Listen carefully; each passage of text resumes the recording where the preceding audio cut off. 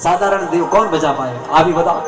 कोई रक्षा नहीं कर पाए। वह बच्चा चलते चलते बद्रीनाथ चला गया और बद्रीनाथ की सरस्वती नदी के तट पर, और वहां वेद व्यास जी की पत्नी थी, उसका नाम था महर्षि जाबाली की बेटी, जिसका नाम था पिंगला, जिसका नाम था विटका, विटका देवी, पिंगला देवी। और बेचारी चौथी अवस्था चल रही। वेद व्यास जी भोजन करके बाहर आए और कहा, देखिए पत्नी जी करिए, जीवितम त्वरितम याति, चलती रहती है महाराज। और इसी चीज के लिए, इस महायज्ञों के लिए जो है ऐसे स्थान में देखे जहां लोग तरसते रहते हैं, यहाँ होता ही नहीं, यहाँ होता ही नहीं। अब मैं नाम तो नहीं लूंगा, मैं एक जगह गया हुआ के लोग कह रहे थे यहाँ पहली बार होगा। पीछे बैठे हुए हमारे रणाकोटी जी, हमारे जो है नेगी जी, हमारे बड़े भाई, बड़े परोपकारी हमारे गणेश भाग्य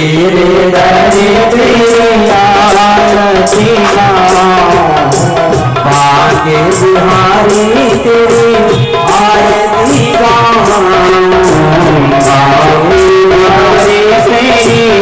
आरती गाऊं, आरती गाऊं प्यारे तुम तो तुम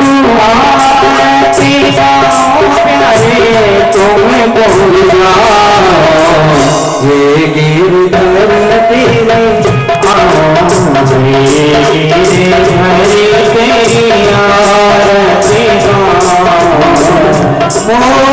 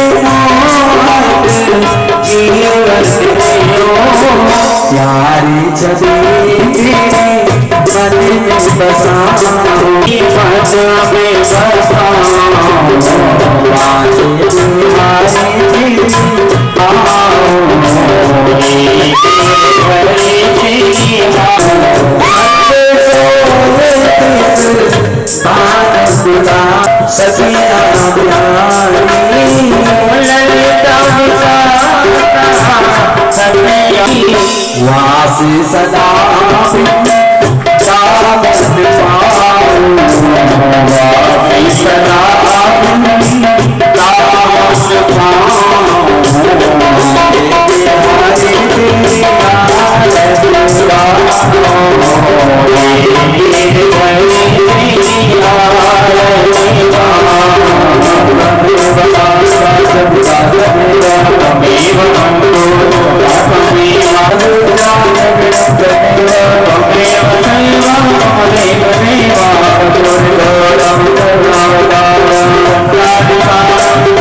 Yeah.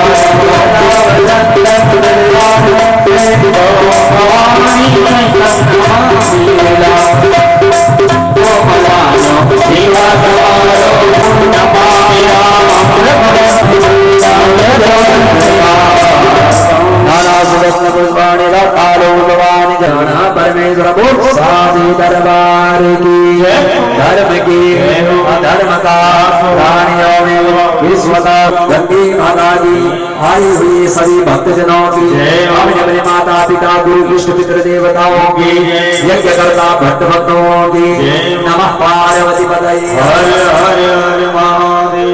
गुरु व्यास भगवान की सभी लोग आरती चरणामृत प्रसाद चाय की व्यवस्था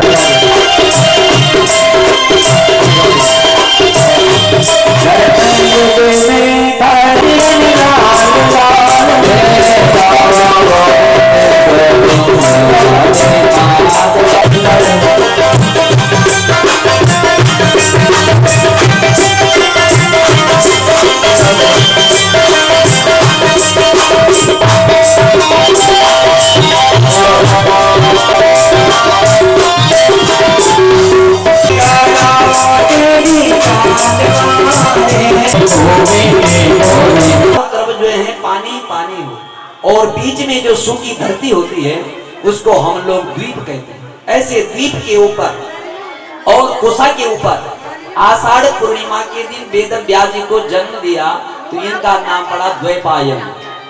तो महर्षि श्री कृष्ण द्वैपायन और वेद व्यास इसलिए इनका नाम पड़ा कि व्यस्त वेद तया व्यास, इन्होंने वेदों को विस्तार दिया, वेदों का विस्तार किया। तो इन्हीं जो है 17वें अवतार भगवान नारायण के वे महर्षि श्री कृष्ण द्वैपायन वेद व्यास, और ये जो है त्रिकाल दृष्टा है।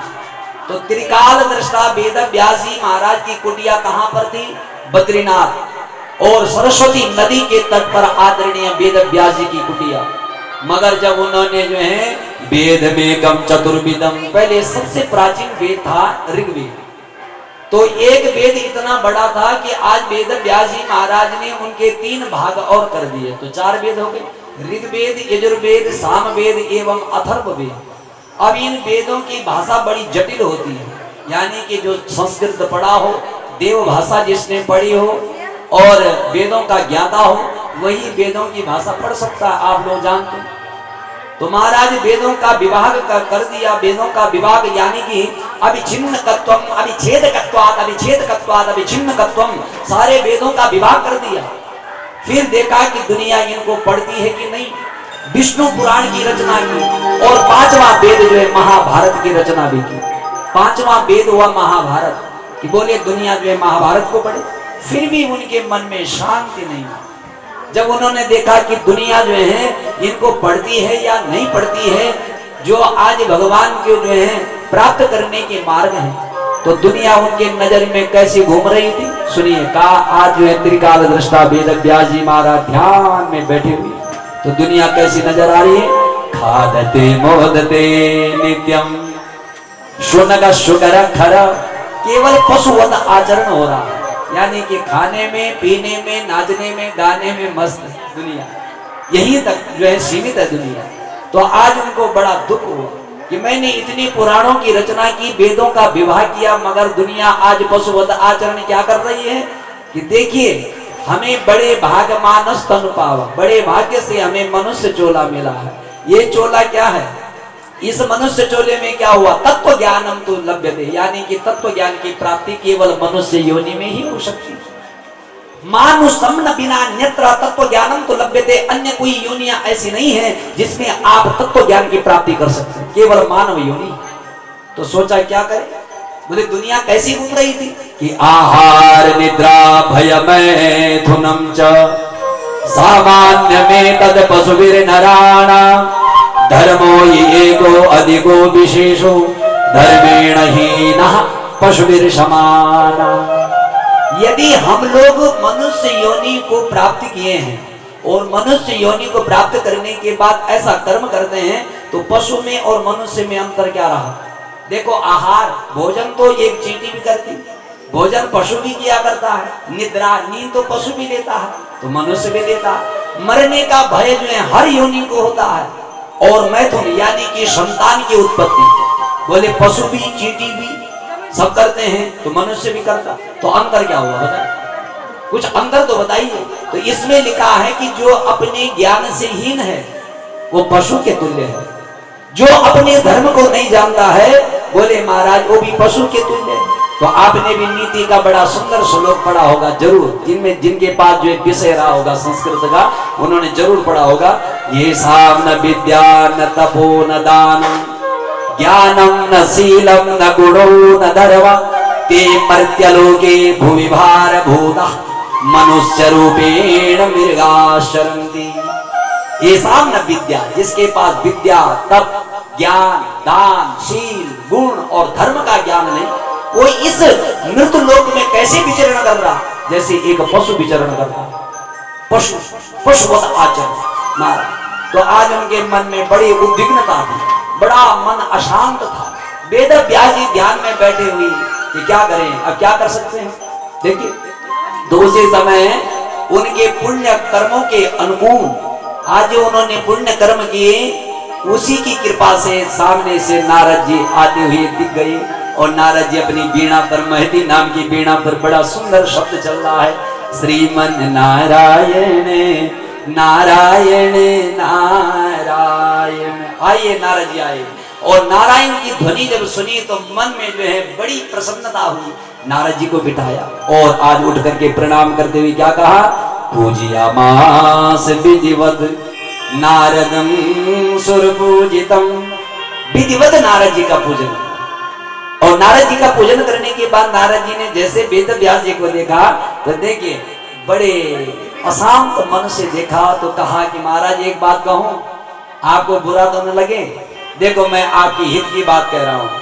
आप वेद व्यास जिन्होंने पुराणों की रचना की, सरस्वती की जिनके ऊपर कृपा, मगर बात सुनो, यहाँ पर जो है श्रीमद् भागवत के मूल गुटके में पहले आया है नारद उवाच। अभी नारद जी बोल रहे हैं, और जब भगवान उनके हृदय में अंतःकरण में बैठे तो अब आया श्री नारद उवाच, यानी कि अब नारद जी नहीं कह रहे हैं, अब भगवान उनसे बुलवा रहे हैं, यानी कि भगवता प्रोक्तम भागवतम, जो परमात्मा ने अपने मुंह से कहा वही भागवत नारद जी उनको सुना रहे हैं। क्या कहा, वो काम आते हैं कौओं के।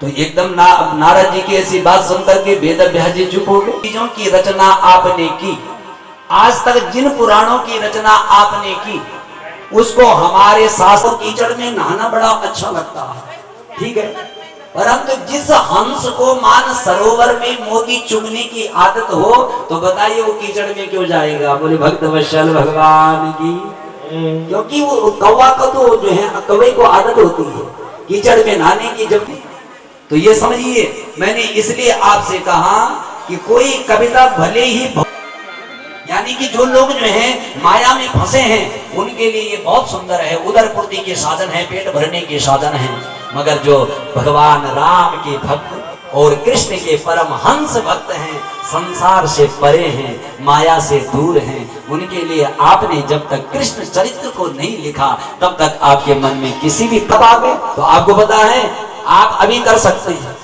क्यों, क्योंकि कबीर लहरी समुद्र की।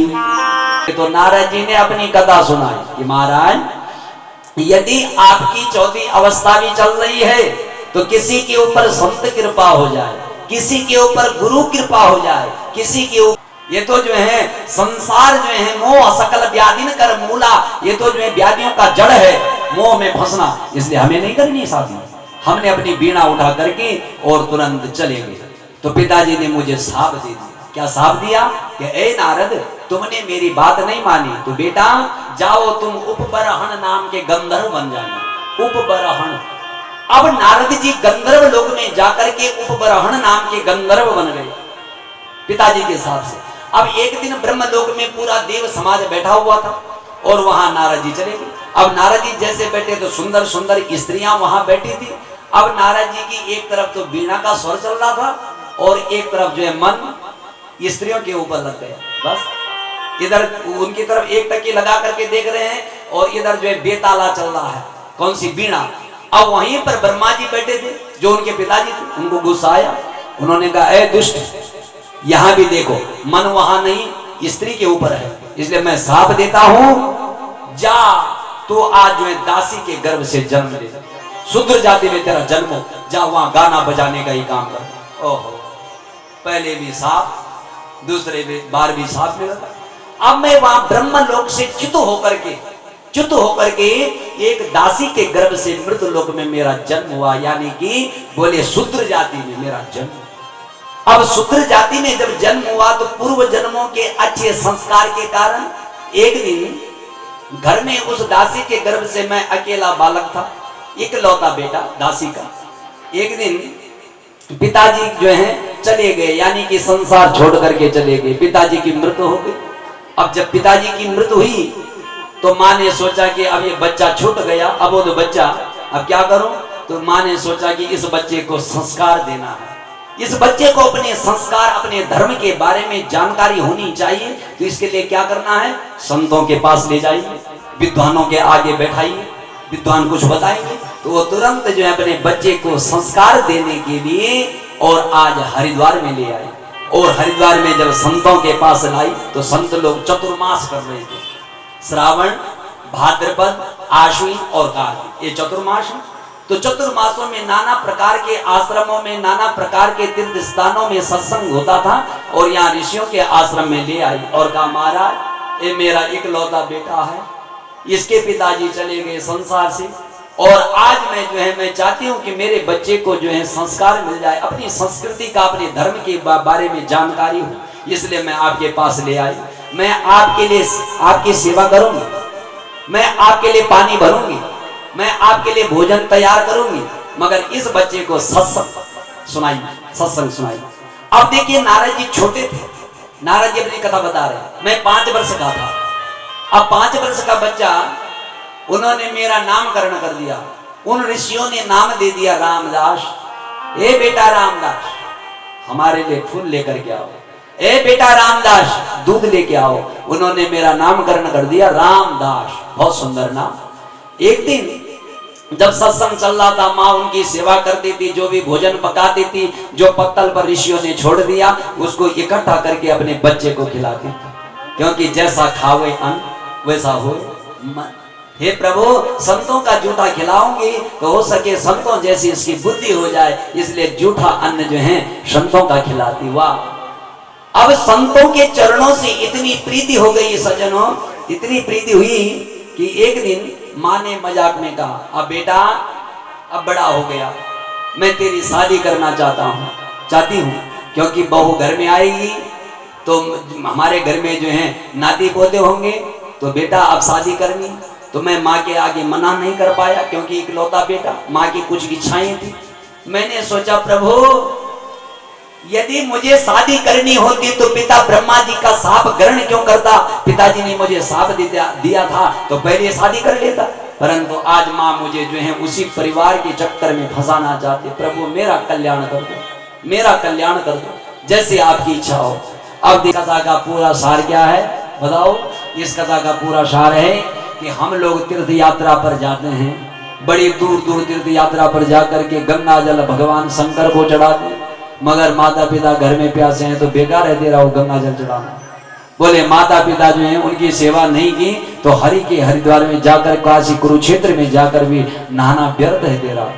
इसलिए याद रखना, बस माता पिता की सेवा कर दी। और हमारे गढ़वाली कहावत भी है, बस जीता जीता जीता जीता निधि निमांड और मरना बाद ढूंगा मरगुद खांड, तो वो व्यर्थ है। बाद में चीनी रखना, बोले भोजन रखना, ये व्यर्थ है। इसलिए पहले खिलाओ बड़े महाराज, ठीक है। और नारद जी की कथा से क्या है वो भी आप गढ़वाली में सुन लिया, थोड़ा समझ में जालवा चाहते हम लोग के शास्त्र से भी सुने और अपनी संस्कृति के जो सूत्र हैं वो भी सुनेंगे आप। एक शेर, एक की शहर, द्वि को मेलू, तीन को गपला, चार को झमेलू। यानी कि परमात्मा को जब हम लोग प्राप्त करते हैं तो जब तक हम एक हैं और विरक्त हैं तो उसी समय हम परमात्मा को प्राप्त कर सकते हैं। और जहां मैया ने कहा शादी करो तो मैया के लिए नारद जी ने क्या कहा? मैया एक ही शहर, द्वि को मेलू, तीन को घपला और चार को झमेलू। जहां 2 आदमी हुए बस समझ लो खटपट खटपट, और फिर उससे संतान हुई, तब 2-4 और हुए तो एक से कितने हुए? 2 से कितने हुए? 4, और जहां 4 हुए वहां आप बंद गए। बोली भक्त वत्सल भगवान की। तो सज्जनों ये सुंदर कथा सुनाई। तो आइए महाराज इस कथा को अपनी में पूर्व जन्म की कथा सुन करके वेद व्यास जी गदगद हो गए और उन्होंने उनके पांव पकड़ लिए और कहा महाराज आप मेरे सच्चे गुरु हैं और आप ही मेरे गुरु बन जाइए। वेद व्यास जी को नारद जी ने गुरु बनाया और उन्होंने जो है चतुश्लोक की 4 श्लोक की जो है भागवत की दीक्षा वेद व्यास जी को दी। और जब वेद व्यास जी को दीक्षा दी तो उन्होंने चतुश्लोकी भागवत के 18,000 श्लोकों की परम संहिता को प्रकट कर दिया जो आपके पास है श्रीमद् भागवत। इसमें 18,000 श्लोकों की संख्या है, ये जो है तैयार कर दी, बृहद भागवत की रचना कर दी। अब जैसे नारद जी की कृपा से सरस्वती की कृपा से बृहद भागवत की रचना की तो मन में बात आई कि मैं किसको सुनाऊं इसे। तो कथा सुनने वाला भी तो अधिकारी श्रोता चाहिए, अच्छा चाहिए। तो जैसे आप बैठे बड़ी श्रद्धा से सुनेंगे तो मेरा इच्छा भी करेगी सुनाने की, अच्छा। और यदि आप सुनेंगे नहीं तो वक्ता भी विचलित हो जाता, वो बेचारा इधर उधर बोले कहीं निकल जाएगा।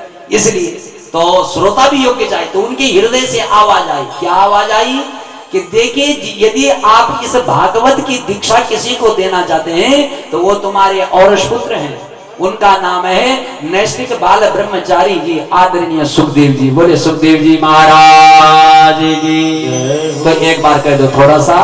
फिर ये सुखदेव जी महाराज को इन्होंने कहाँ भेजा ये बता रहे हैं। गोविंद मेरो है गोपाल मेरो है, गोविंद मेरो है गोपाल मेरो है, श्री बांके बिहारी नंदलाल मेरो है, श्री बांके बिहारी नंदलाल मेरो है, गोविंद मेरो है गोपाल मेरो है, गोविंद मेरो है गोपाल भगवान के दरबार में मधुर नाम जय हो।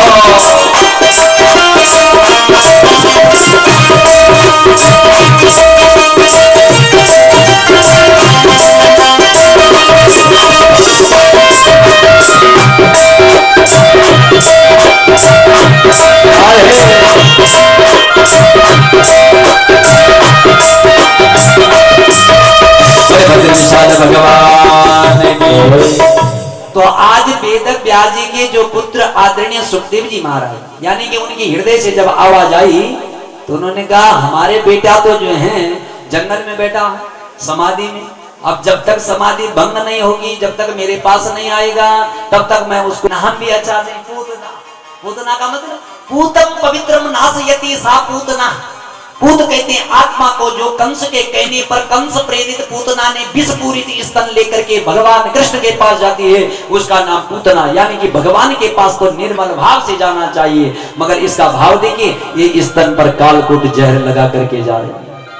मगर हमारे प्रभु ने उसके अवगुणों को नहीं देखा, इससे क्या लेना हमारा। इसलिए भगवान ने माता यशोदा जी को जो गति देनी थी वही पूतना को दी। अब बताइए भगवान ने अवगुण नहीं, भगवान ने गुणों को ग्रहण किया है। तो सुलभा रम्यता लोगे दुर्लभोई गुणार्जनम। किसी के अवगुणों को मत देखो, उससे गुण ले लो। जैसे हंस जो है पानी का पानी अलग, दूध का दूध अलग। तो जो जिस चीज का तत्व है जो हमें चाहिए उसको ले लो। जैसा भौरा होता है, अब भौरे फूल के अंदर गया तो पूरे फूल को नहीं खाता, उसके तत्व को ग्रहण करता है जिससे मतलब बस बात कर। मधुमक्खी फूल के अंदर जाके क्या लेती है बस। तो जो महापुरुष होते हैं वो ऐसे काम करते हैं। भगवान नारायण हैं, सर्वज्ञ हैं, धर्मज्ञ हैं, सर्वगुण संपन्न हैं, इसलिए उन्होंने पूतना के अवगुण नहीं गुणों को देखा। ये माँ है इसलिए गति देनी। ये जब श्लोक सुनाया एक स्वर में तो आज सुखदेव जी की समाधि भंग हो गई और सुखदेव जी महाराज वहां से शिष्यों के पास आए। भैया इतने मीठे मीठे इतने मधुर मधुर श्लोक कहाँ हैं? बोले हमारे पास तो गिने चुने 4-5 श्लोक हैं, तुम्हारे पिताजी के पास तो पूरा समुद्र ही पड़ा है। चलिए। और शिष्य लोग तुरंत घर में आ गए और घर में आए तो पिताजी को पता था, पिताजी को पता था कि हमारे बेटे ने काम के ऊपर विजय प्राप्त कर ली, क्रोध के ऊपर विजय प्राप्त कर ली, लोभ के ऊपर विजय प्राप्त कर ली। मगर देखो यदि मैं संसार के आगे ये बात कहता हूं कि मेरे बेटे ने इन चीजों के ऊपर विजय प्राप्त करेंगे तो लोग हंसी करेंगे, मेरा उपहास करेंगे। क्या कहेंगे कि मूर्ख पुत्रश्च पंडित, यानी कि कोई माता पिता ऐसा नहीं है संसार में जो अपने बच्चों को गलत साबित कर दे। हर व्यक्ति अपने संतान को हमेशा मूर्ख पुत्र को भी पंडित समझता है। तो हमारी गढ़वाली में कहावत है, अपना गुरु का बल पैना सिंह भी भला लगता।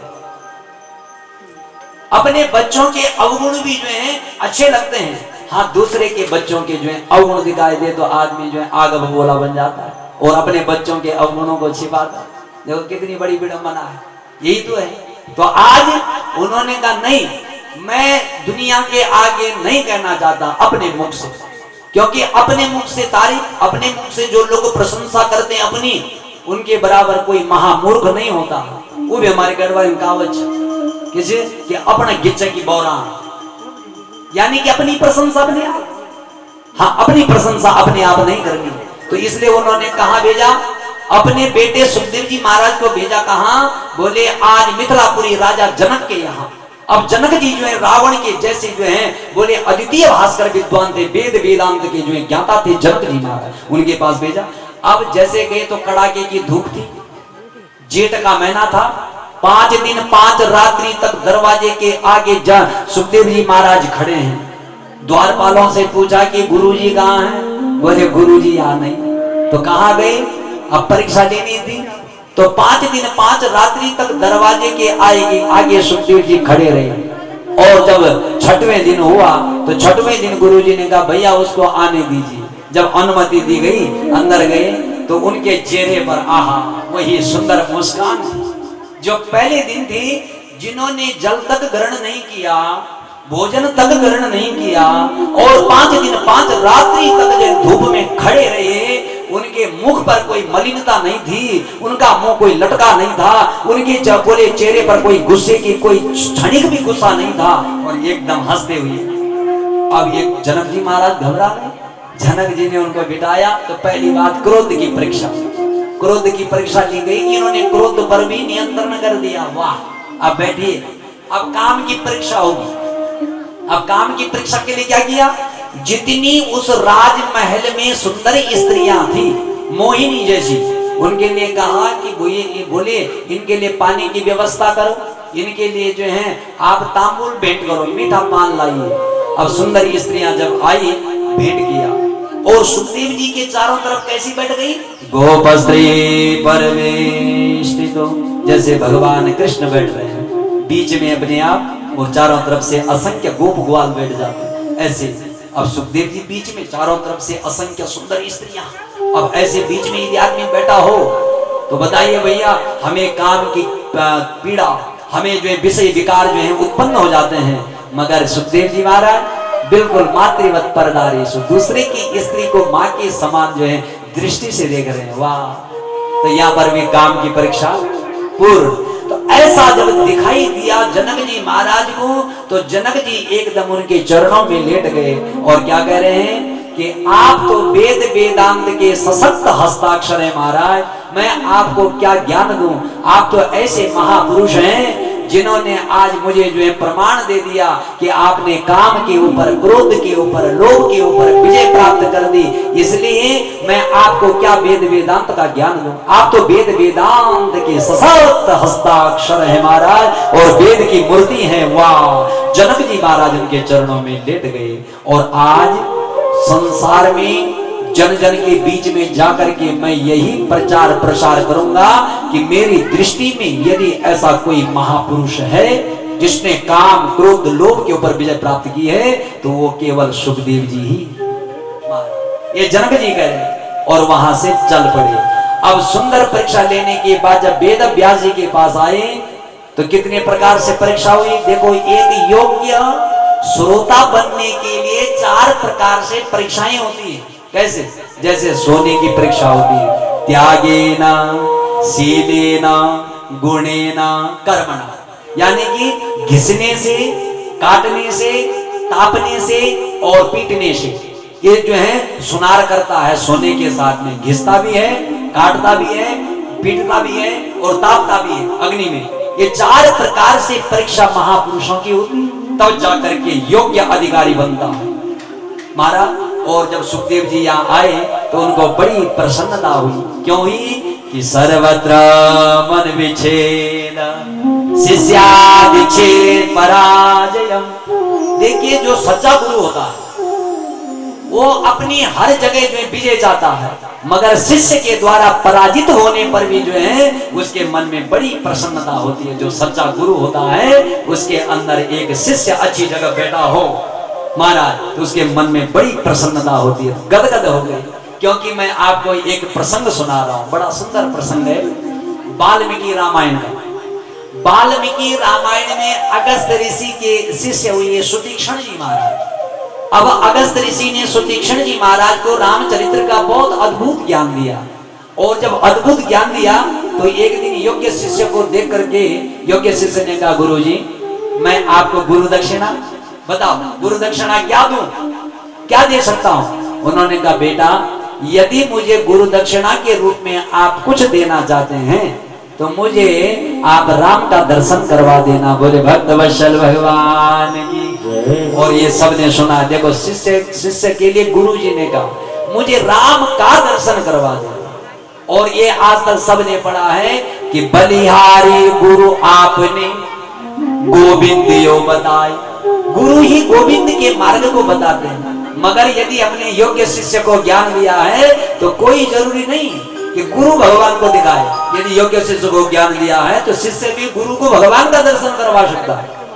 बोलो, तो घर में अपने नाती से भी ज्ञान मिल रहा हो ना, कहते पोते से भी ज्ञान मिल रहा हो, उसे भी ग्रहण करना चाहिए। पोता भी कोई अच्छी बात कह रहा हो तो उसको ग्रहण कर लो। बहू भी घर में कोई अच्छी बात करी तो ग्रहण कर लो। अरे मेरे भाई ये मत सोचो कि छोटा बच्चा है, उसके मुंह से भी यदि कोई अच्छी बात आपको प्राप्त हो सकती है ज्ञान की, उसे ग्रहण करने में क्या दोष है? उसको अपने गुरु के रूप में उसको ग्रहण कर लो। तो यही बात बताई। तो आज जब भगवान राम जी वनवास गए तो 17 ऋषियों के आश्रम में रुके। तो 17 ऋषियों में एक ऋषि के आश्रम में पहले पहुंचे, वो कौन थे? सुतीक्ष्ण। अब सुतीक्ष्ण ऋषि के आश्रम में पहुंचे तो भगवान सुतीक्ष्ण जी महाराज ने भगवान राम की बड़ी सुंदर स्तुति की। उन्होंने कहा, महाराज मेरे साथ चलिए। अब सुतीक्ष्ण जी महाराज कहाँ ले जा रहे हैं? अपने गुरु के पास, वहां अगस्त ऋषि के पास। और कहा, गुरु जी आइए, आज मैं आपसे ऋण हो रहा हूं, यानी कि जो मैंने आपका ऋण देना था वो मैं दे रहा हूं, आइए बाहर आइए। अब गुरु जी जैसे बाहर आए, सुंदर राम को देखा तो एकदम पहले शिष्य को गले लगाए। बेटा आज मैं बड़ा प्रसन्न हो गया, गदगद हो गया, यानी कि मेरा ज्ञान सार्थक हो गया जिस शिष्य ने मुझे राम का दर्शन करवा दिया। वाह, तो कितनी बड़ी खुशी हुई उन्हें महाराज, खुशी की कोई सीमा नहीं। तो ऐसे ही सुखदेव जी महाराज की जब परीक्षा हुई और वो योग्य अधिकारी बने तो आज वेद व्यास जी के मन में बड़ी खुशी हुई और उन्होंने श्रीमद् भागवत की दीक्षा जो है अपने बेटे को ले लो बेटा। तो कहां से आई? आज सुखदेव जी महाराज को वेद व्यास जी ने सुनाई और उन्हीं सुखदेव जी के मुखारबिंद द्वारा किसने सुनी? पूर्व वंश में एक राजा हुई जिनका नाम था राजा परीक्षित। उस परीक्षित जी महाराज को सुखदेव जी ने गंगा के तट पर मुजफ्फरनगर के आगे शुकताल में कथा सुनाई 7 दिनों तक। और ब्राह्मण साहब से जो है मुक्त होने के बाद वैकुंठ लोग चले गए जब श्रीमद् भागवत की कथा सुना। तो कहां से आई? तो पहले बताते हैं आपको। ब्रह्मा विष्णु जी की डाली से लटका, ब्रह्मा जी की शाखा पर अटका, ब्रह्मा जी की शाखा से लटका, नारद जी की शाखा पर, सौनकाद ऋषियों की शाखा पर अटका, सौनकाद ऋषियों की शाखा से लटका, नारद जी की शाखा पर अटका, नारद जी की शाखा से लटका, वेद व्यास जी की शाखा पर अटका, वेद व्यास जी की शाखा से लटका, सुखदेव जी की शाखा पर अटका, सुखदेव जी की शाखा से लटका, राजा परीक्षित की शाखा पर अटका और राजा परीक्षित की शाखा से लटका और आज हमारे बीच में अटका। बोले भक्तवत्सल भगवान की। ये जो अमृत फल है भागवत का, ये आज हमारे बीच में भी राजा परीक्षित से चला आ रहा है और आज हम उसका आनंद ले रहे हैं। तो महाराज वैसी भागवत में लिखा कि उस राजा की कथा कहना बहुत जरूरी नहीं, मगर हाँ जरूरी भी है। बोले क्यों? बोले यद भागवतम महात्म्यम, यद भागवतम महात्म्यम भगवद भक्ति वर्धनम। महाराज जिस राजा के कथा जो है परमात्मा के साथ में संबंध जोड़ दे, जिस महापुरुष की कथा भगवान के साथ में संबंध जोड़ दे और जो भक्तों के हृदय में भक्ति की वृद्धि कर दे, उसकी कथा भी भगवान से भी छोटी नहीं होती, उसकी कथा भी भगवान से बड़ी। इसलिए बख्शे कृष्ण कथोदयम, उस राजा की कथा बहुत जरूरी कहना, जरूर कहूंगा। तो बोले कैसे? आइए, सूत जी महाराज ने कहा, देखिए आज महाभारत हुआ 18 दिन का, इसमें 18 ही योद्धा जो हैं बचे थे। 18 दिन का महायुद्ध हुआ, गीता में 18 अध्याय, कौरवों की सेना थी 18 अक्षौहिणी। वाह! तो आज जब मार्गशीर्ष के महीने से 18 दिन का महायुद्ध चला तो सारे कौरव मारे गए, पांडवों को विजय श्री प्राप्त हुई। तो बोले जहां पर उसने द्रौपदी को बिठाने की बात कही थी, एक दिन भीम ने संकल्प लिया था तेरी जंगा जरूर तोड़ूंगा। तो आज चल रही युद्ध में जो है समय आया तो बोले भीम ने सीधे गदे की चोट मारी उसकी जंगा पर, और जंगा जो है 2 भागों में लटक गई महाराज। हाय हाय करके दुर्योधन आज जो है चिल्ला रहा है, सुनने वाला कोई नहीं, क्योंकि कुरुक्षेत्र जो है आज लाशों से बोले महाराज पट गई। कुरुक्षेत्र आज जो है लाशों से बोले पट गई। इधर जो है खून की नदियां बह चली, पांव कटे हैं, सिर कटे हैं, गले कटे हैं, कोई सुनने वाला नहीं, कोई पानी देने वाला नहीं। आज समय आया जब पांडवों को विजय श्री प्राप्त हुई तो भगवान एक शिविर में जाकर के पांडवों को सुला दिया कि देखो 18 दिन का युद्ध चला, रात्रि दिन का, तो आप थोड़ा सा सोइए, नींद लीजिए, थकान दूर कीजिए।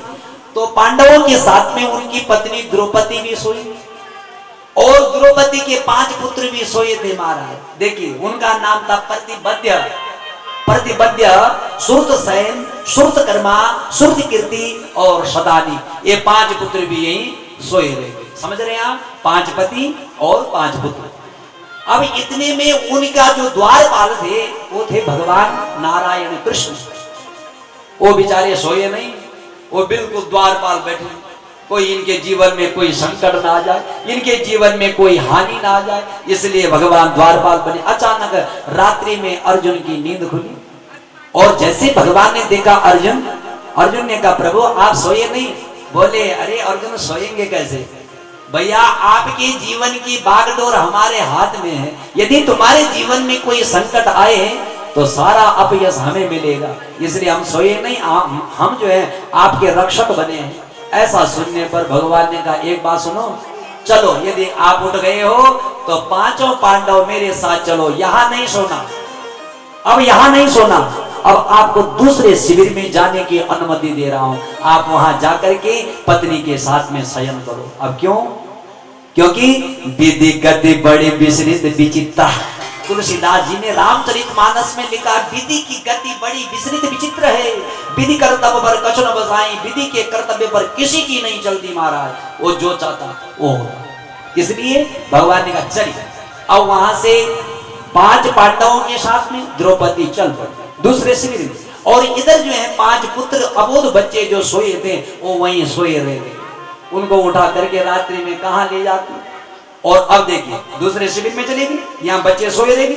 उसी रात्रि के दिन जो है कुरुक्षेत्र में अश्वत्थामा आया, उन 18 योद्धाओं में द्रोणाचार्य पुत्र अश्वत्थामा भी भाग गया अपने प्राणों को बचाने के लिए। अब जैसे वो कुरुक्षेत्र में 18 दिन जब युद्ध हुआ उसके बाद देखने आया तो देखता है कि यहाँ एक दुर्योधन हाय हाय करके 100 बिच्छू के काटने पर जो वेदना होती है वही दुर्योधन को हो रही है। तो देखा अरे अश्वत्थामा ने कहा दुर्योधन ऐसी कुदशा किसने कर दी तुम्हारी, ऐसी दुर्दशा किसने की है, आज जंगा जो है 2 भागों में लटकी पड़ी है, क्या बात होगी बताओ, तुम्हारी कोई अंतिम इच्छा है जिसको मैं पूरी कर सकूं?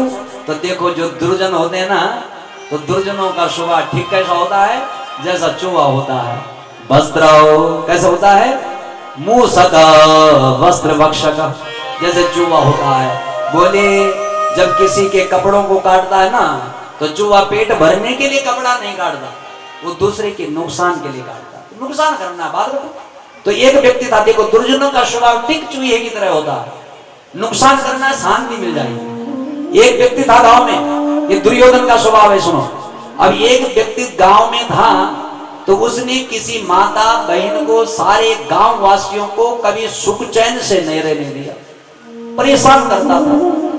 अब उसने सबसे कहा कि भैया सब लोग मुझसे चिढ़े हुए हैं, सब लोग गांववासी मेरे शत्रु हैं, तो जिस दिन मैं मरूंगा उस दिन मेरी अंतिम इच्छा भी पूरी कर देना, क्योंकि गांव वाले ले जाएंगे मुझे, कोई दूसरे गांव वाले नहीं आएंगे। चाहे मैंने कैसे भी गलत कर्म किए हैं तो कंधे तो आप ही दोगे, इसलिए भैया मरने के बाद मुझे जो है कंधे पर नहीं ले जाना। बोले तो क्या करेंगे? बोले सुनो, मरने के बाद मुझे जो है पशुवत, पशु के समान, मरे हुए पशु के समान रस्सी से बांध करके नगर नगर गांव गांव में जो है घुमा करके घसीटते हुए ले जाना, और मेरे मृतक शरीर पर लोहे की 1 किलो कील मारनी, हथौड़े से पूरे शरीर पर बोले कील मारनी, तब ले जाना है मुझे, क्योंकि मैंने इतने पाप कर्म किए। अब लोगों को क्या पता कि ये क्या चाह रहा है, यानी कि वो चाह रहा था इनके साथ में मेरे मरने के बाद, मेरे जाने के बाद भी अच्छा कर्म ना हो, मैं इनको जगह डाल दूंगा। अब देखिए, लोगों ने कहा कि यदि इसकी अंतिम इच्छा पूरी ना हो तो देखो भैया भूत प्रेत बन करके आएगा, बेचारे ने जीवन पर्यंत किसी को सुख नहीं दिया, तो मरने के बाद भी जो है परेशान करेगा, इसलिए कर दो वही काम। उन्होंने कील मार दी, घसीटते हुए ले जा रहे थे, तब तक कोई सज्जन मिल गए रास्ते में। उन्होंने कहा भैया इसको इस बुरी दशा से क्यों ले जा रहे हो? बोले इसने कहा था। बोले उसने कहा था तो इसका मतलब तुम्हारे अंदर कोई मानवता नहीं है, ऐसे ले जाना है। और उसने पुलिस वालों को खबर कर दी, और जैसे पुलिस वाले आए तो सारे गांव को पकड़ करके और जेल के अंदर डाल दिया। बोले भक्तवत्सल भगवान की, तो समझ गए संकेत। बोले जो दुर्जन होता है वो मरने से पहले भी किसी को सुख नहीं देता, और मरने के बाद भी पहले योजना बना लेता है कि इनको मैं मरने के बाद भी सुख चैन से नहीं रहने दूंगा, इसलिए क्या करना है पहले बता दूं, ताकि सारे गांववासी जो है जेल के अंदर पड़ गए। वाह मेरे भाई, ये दुर्जनों का स्वभाव। अपने आप दुर्योधन मरने के लिए तैयार है। अश्वत्थामा ने पूछा कि क्या अंतिम इच्छा है, तो क्या करना चाहिए था? अच्छी बात सोचता कि महाराज कुछ ऐसा काम कर, बोले महाराज कुछ ऐसा काम कर दो, मगर उसने क्या कहा, जाइए और आज बोले 5 पांडव शिविर में जाकर के चैन की नींद ले रहे होंगे, जाइए नगर तलवार लेकर के और 5 पांडवों की गर्दन काट करके मेरे पास लाओ, ताकि मेरी देह अग्नि शांत हो जाए, मेरे शत्रु भी मर गए। और यदि इस रात्रि में 5 पुत्रों की, 5 पांडवों की गर्दन नहीं कटती तो कल उनका जो है तिरंगा झंडा लहराएगा। अब उसने सोचा कि कैसे जाऊं, तो उसने योजना बनाई। कैसी योजना? उसको कहते हैं काक उलूक न्याय, यानी कि रात्रि में एक पेड़ पर जो है कहीं उल्लू, बोले कहीं कौवे सो रहे थे। अब एक ही उल्लू ने सोते हुए कौवों के ऊपर जो है विजय प्राप्त कर ली, कहीं कौवों के ऊपर। यही उसने अपने दिमाग में लिया कि मुझे सोते हुए कैसे मारना है, जैसे उल्लू ने कहीं कौवों के ऊपर विजय प्राप्त की, ऐसे मारना। वो नगर तलवार लेकर के गया और बेगेन समाचरित कोई सोच विचार नहीं किया, और सीधे नगर तलवार किसके ऊपर चला दी? बच्चों के ऊपर जो सोए थे वहां काट काट काट करके 5 पुत्रों की गर्दन काट करके अंधेरे में और एक झोले पर भर दिया और चल पड़ा। यहाँ खून की नदियां बह रही, यहाँ धड़ पड़े हुए हैं 5 पुत्रों के, द्रौपदी के 5। मगर सुन ले, जैसे पहले बेटे का सिर उसके हाथ में दिया तो कोमल बच्चे का सिर एकदम रसगुल्ले की तरह पिचक गया। बोले अरे, दुर्योधन ने कहा अश्वत्थामा ये तो बड़ा जघन्य अपराध हो, और वहीं पर चला गया। अब इधर जब खून की नदियां बह रही थी तो माँ द्रौपदी ने सोचा मुझे अपने बच्चों को दूध पिलाना है। जब दूध, माँ के हृदय में क्या वेदना हुई। आज जिस माँ के 5 पुत्र चले गए, वो माँ कितना करुण रुदन कर रही थी। महाराज इसकी रुदन की आवाज सुन करके 5 पांडव खड़े हो गए। अर्जुन ने ध्यान लगाया। अर्जुन ने कहा देखो ये अश्वत्थामा के काम है, दुर्योधन के कहने पर। अब अश्वत्थामा को पकड़ने के लिए जैसे अर्जुन जाने लगे कि इसको छोड़ना नहीं है, महाभाव भगतानाम भयंकर, महाराज मेरी रक्षा करो, मेरी रक्षा करो। भगवान ने कहा अर्जुन क्या बात हो गई, विषस्य विष औषधम, यदि इसने ब्रह्मशिरा नाम का ब्रह्म अस्त्र आपके ऊपर संधान किया है तो कभी विष की औषधि भी तो विष होती है। लोहे को भी लोहा काट लेता है और कांटे को कांटा निकाल लेता है। तो मैंने भी आपको 18 अध्याय गीता सुनाई है, तुम भी ब्रह्म अस्त्र निकालो और ब्रह्म अस्त्र चलाओ ताकि इसके साथ में जो है बराबर लड़ाई हो। करिए। और जैसे भगवान का आदेश मिला, अर्जुन ने ब्रह्म अस्त्र जैसे संधान किया, आपस में दोनों टकराई, आकाश मंडल में बड़ा घोर शब्द हुआ और दोनों ब्रह्म अस्त्र टकराने के बाद शांत होकर के ध्यान से नीचे गिर गए। बोले भक्तवत्सल भगवान की जय हो। देखिए इतने में जब दोनों शांत, द्रोणाचार्य का पुत्र अश्वत्थामा और ब्राह्मण कुल में जन्म लेने की बात कर्म देखिए क्या किया इसने बोलो जो तुम चाहोगे। महाराज आज पेड़ पर बना हुआ एक पशु के समान, बोले पशु के समान जो है बना हुआ अश्वत्थामा, बोले पशु के समान जो है बना हुआ। तो उन्होंने क्या किया, द्रौपदी के मन में बड़ी जो है दया आ गई, क्योंकि माताओं के हृदय में, मेरी मातृशक्ति आप लोग बैठे हैं ना, तो माताओं के हृदय में जो है बड़ी दया होती है, करुणा होती है। और वैसे भी भगवान जो है देखिए, द्रौपदी भगवान को क्या कहते हैं, सखी।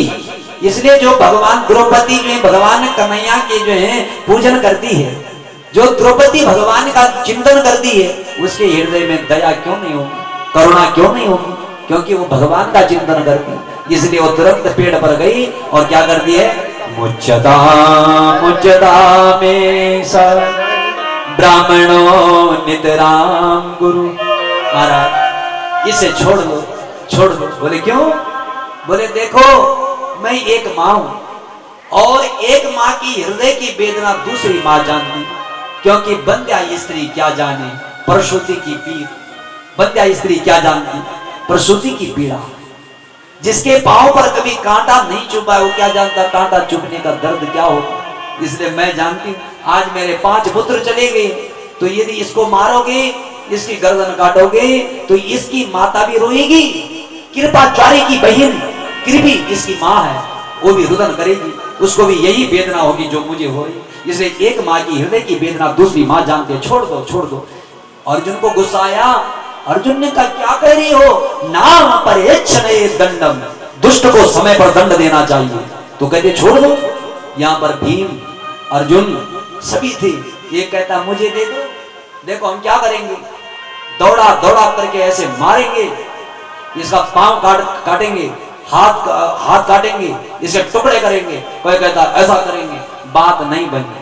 तो यहाँ पर बड़े भाई हैं, थोड़ा उनकी भी आज्ञा लेते हैं। कौन थे, यानी कि धर्मराज युधिष्ठिर जी महाराज।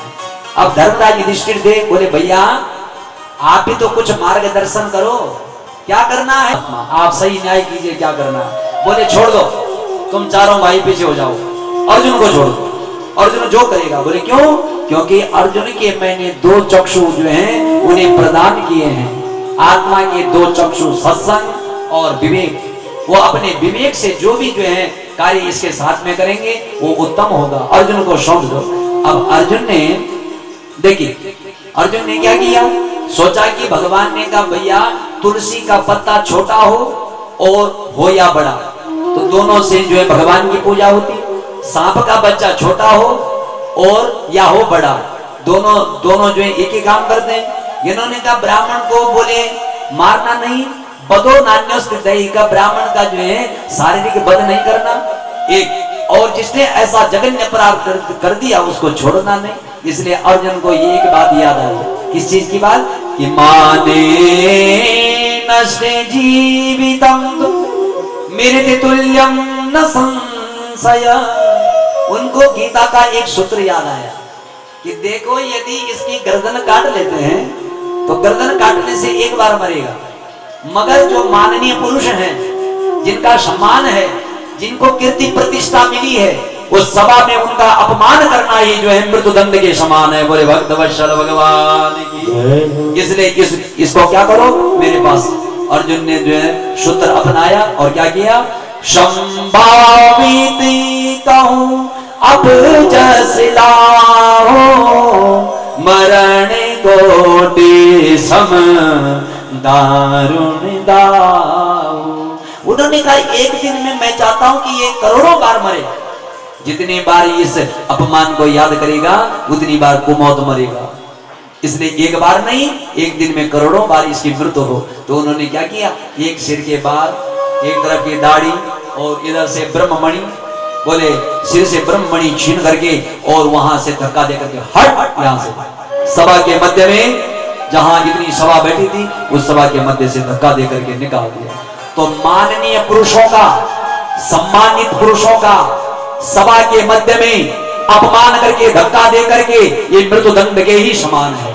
मारा निकाल, मारा नहीं, मगर फिर भी आप बताइए जिस व्यक्ति ने सोते हुए बच्चों के ऊपर तलवार चलाई मारा, तो उसको मारना चाहिए था या छोड़ना चाहिए था? आप बताइए। मारना चाहिए था, उसका भी नामो निशान मिटाना था, मगर नहीं, पांडवों ने ऐसा काम नहीं किया, उसको जीने का अधिकार, जीवन दान किया। तो उस आदमी को कम से कम पांडवों के प्रति धन्यवाद तो करना ही चाहिए। धन्यवाद तो उसी की तरफ से बनता है कि धन्यवाद, मैंने जो कर्म किया उस कर्म के अनुकूल आपने कोई दंड नहीं दिया मुझे, केवल ब्रह्ममणि छीन करके रूप का विद्रूप कर दिया और वहां से निकाल दिया। ठीक है, उस दुष्ट ने धन्यवाद नहीं बल्कि सोचा अब तो मैं पांडवों के वंश में कोई पानी देने वाला ना हो और इनके वंश का निर्वंश कर डालूंगा। तो उसने ये संकल्प ले लिया और देखा कि इनके वंश में आगे आने वाली संतान कौन है पांडवों। तो वो कौन थी? राजा विराट की पुत्री।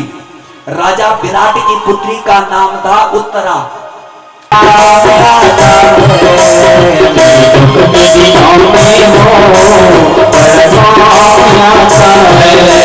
जब कोई नहीं आता तेरी नैया चलती है, पतवार नहीं दिखती, तेरी नैया चलती है, पतवार नहीं दिखती। किसी और की अब मुझको दरकार नहीं होती, किसी और की अब मुझको दरकार नहीं होती। दरकार पड़े जब भी जब कोई नहीं आता, जब कोई नहीं आता, जय श्री राम।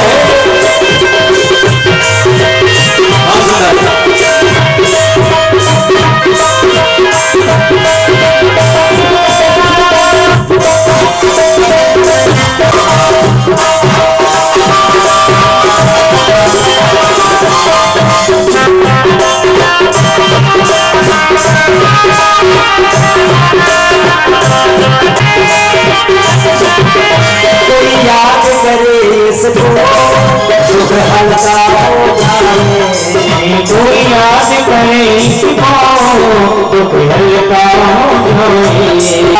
जाए। तू प्रेम करे इसका बन जाए, बिन बोले दुख को, बिन बोले दुख को पहचान जाता है। दुख के बिना जब कोई नहीं आता मेरा श्याम आता है, जब कोई नहीं आता मेरा श्याम आता। दो बात बोले वाह मधुरा।